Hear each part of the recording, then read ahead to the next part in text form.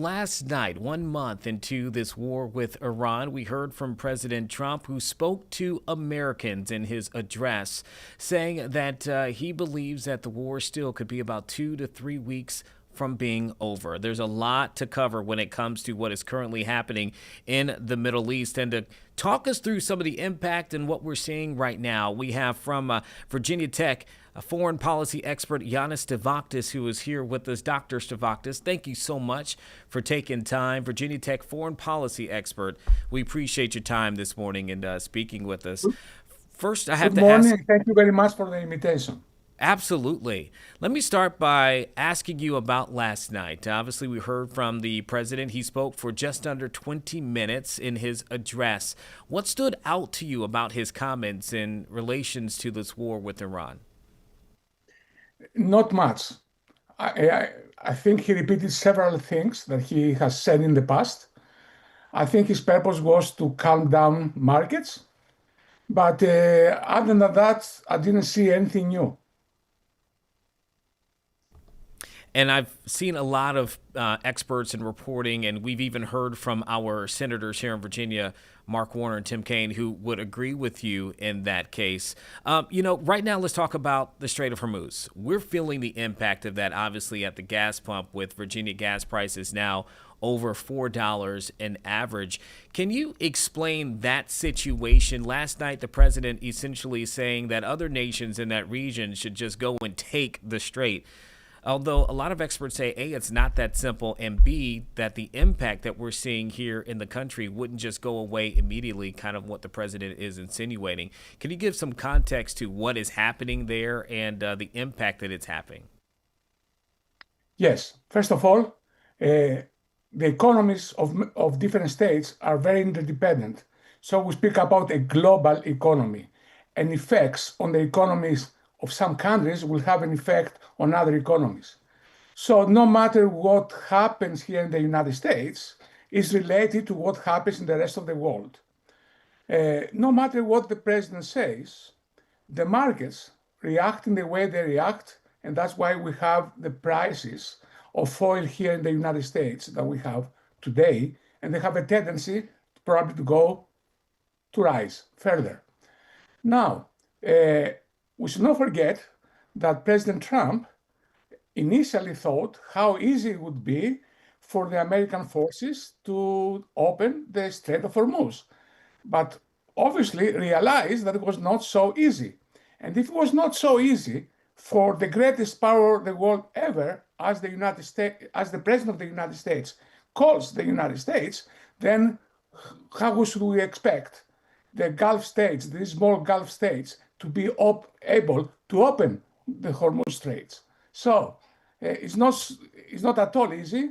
It's a very difficult situation. Will continue to have an impact not only in the region but for the whole world, the global economy. And even things change tomorrow, the impact will be still felt for some weeks and months.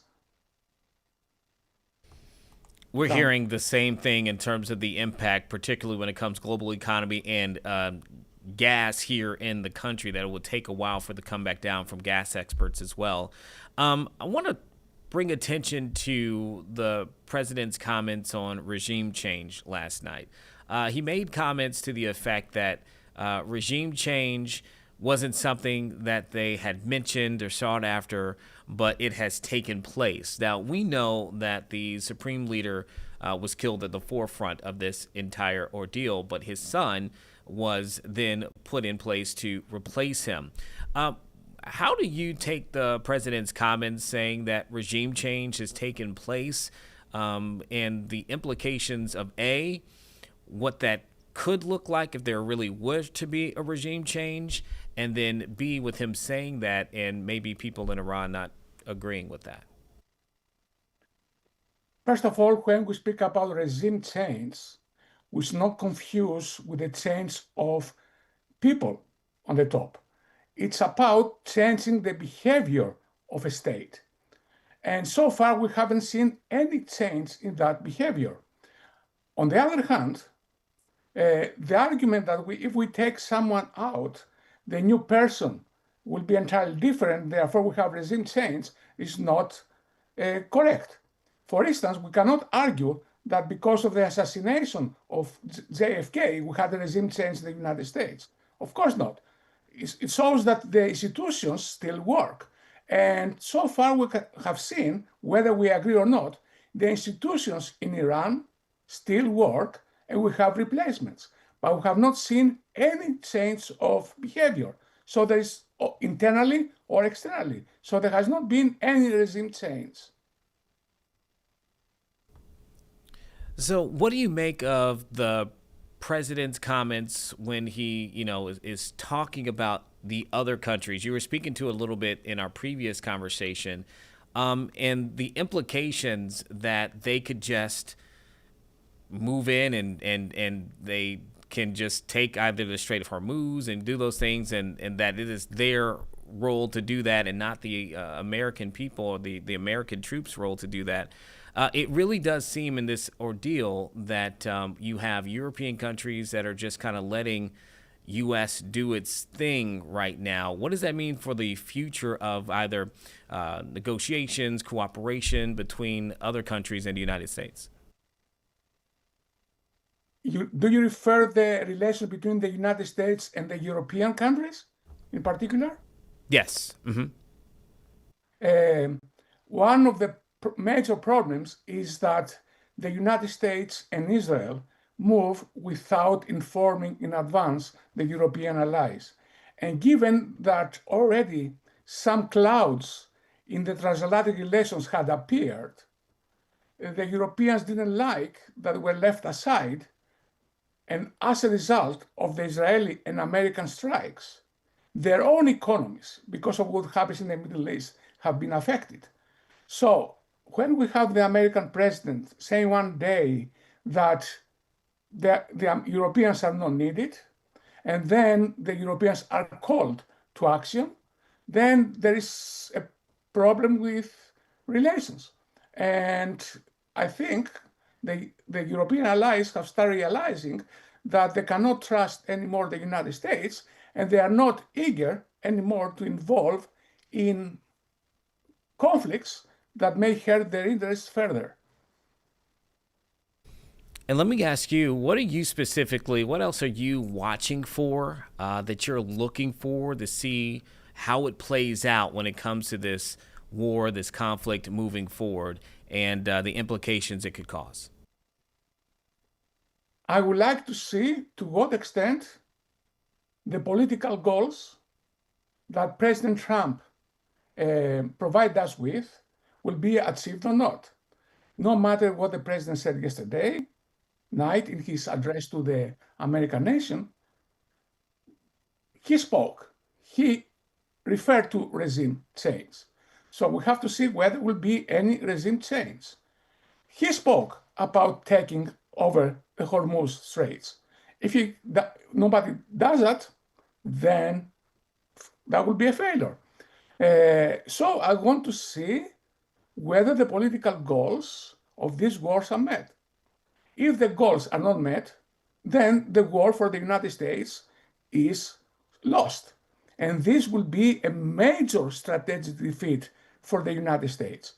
No matter what we say or the president says here in the United States, the rest of the world, if they don't see that the political goals set by the American president have not been met, they know very well that the United States will be weakened and will be a strategic defeat for the country. And of course, the country is a major power, and that's very important to remember. And maybe just a quick flip on that response that you have. In what scenario would you consider it a victory, a win for America? Of course, if there will be really a regime change, when the people decide to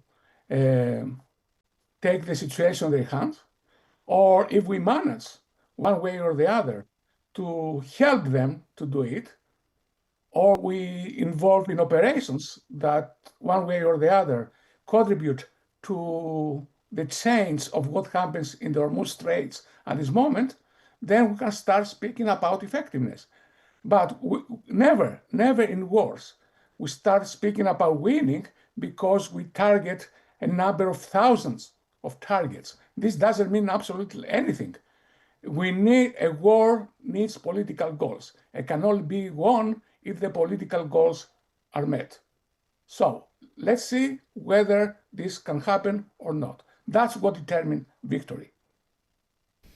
Okay, that's Dr. Yannis Stivachtis, a Virginia Tech foreign policy expert. We appreciate you for taking on, and we're going to have you back as well, as we know that this war, at least in the meantime, will continue. Thank you so much, Dr. Stivachtis. We appreciate you. Thank you very much, and have a great day, and thank you very much for the invitation.